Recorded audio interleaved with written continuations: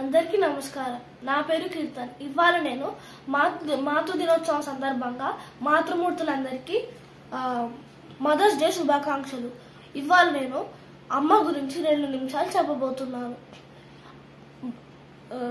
విశ్వాన్ని సృష్టించింది బ్రహ్మ, బ్రహ్మను సృష్టించింది ఒక అమ్మ.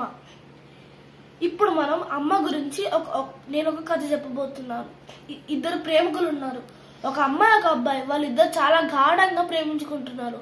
అబ్బాయి అమ్మాయిని ఎంతో చాలా ప్రేమగా చూసుకునేవాడు, ఆమెకు నచ్చింది చేసేవాడు, ఆమె కోసం ఏదైనా చేసేటట్టుగా ఉండేవాడు. ఒకరోజు ఆ అబ్బాయి ఆ అమ్మాయి దగ్గరికి వెళ్ళి, నీకోసం నేను ఏదైనా చేస్తాను, నువ్వు చచ్చిపోమన్నా చచ్చిపోతాను అని అన్నది. అప్పుడు ఈ అమ్మాయి తెలివిగా ఆలోచించి ఒక షరతు పెట్టింది, అంటే కండిషన్ పెట్టింది. ఏంటంటే, నువ్వు నా కోసం ఏదైనా చేస్తా అన్నావు కదా, నువ్వు మీ ఇంటికి వెళ్ళి మీ అమ్మ గుండెని చీల్చుకొని రమ్మని చెప్పింది. అప్పుడు ఆ అబ్బాయి కొంచెం ఆలోచించి సరే అని చెప్పి ఇంటికి వెళ్ళి వాళ్ళ అమ్మని చంపేసి ఈ గుండెని చీల్చి తీసుకొచ్చారు.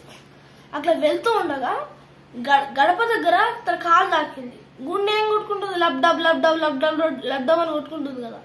కరెక్ట్ కాలు తాకిన మూమెంట్లోనే ఆ గుండె నుంచి ఒక అదృశ్య వాయిస్ వచ్చి మాట్లాడుతుంది, ఇలా నాయనా కాలు చూసుకొని అయినా తాకుతుంది, మెల్లగా జాగ్రత్తగా వెళ్ళు అని అంటుంది.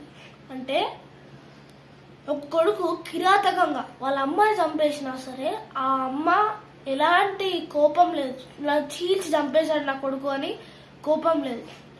తను చనిపోయినా సరే తన ఆత్మ వచ్చి మరి కొడుకుని జాగ్రత్తగా చూసుకుంటుంటే ఆలోచించాను అమ్మ ప్రేమ ఎలా ఉంటుందో.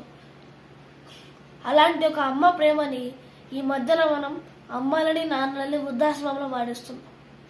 అందుకే చిన్నప్పుడు మన అమ్మలు మనకి నడవడం నేర్పించారు, మాట్లాడడం నేర్పించారు, ప్రతిదీ నేర్పించారు. మనం ఇలా ఉన్నామంటే దానికి కారణం వాళ్ళే. అందుకే అమ్మాని నాన్నలని జాగ్రత్తగా చూసుకోమని చెప్తూ సెలవిస్తున్నాడు మీ కీర్తన్. మరి ఇంకొకసారి అందరికీ మాతృ దినోత్సవ శుభాకాంక్షలు.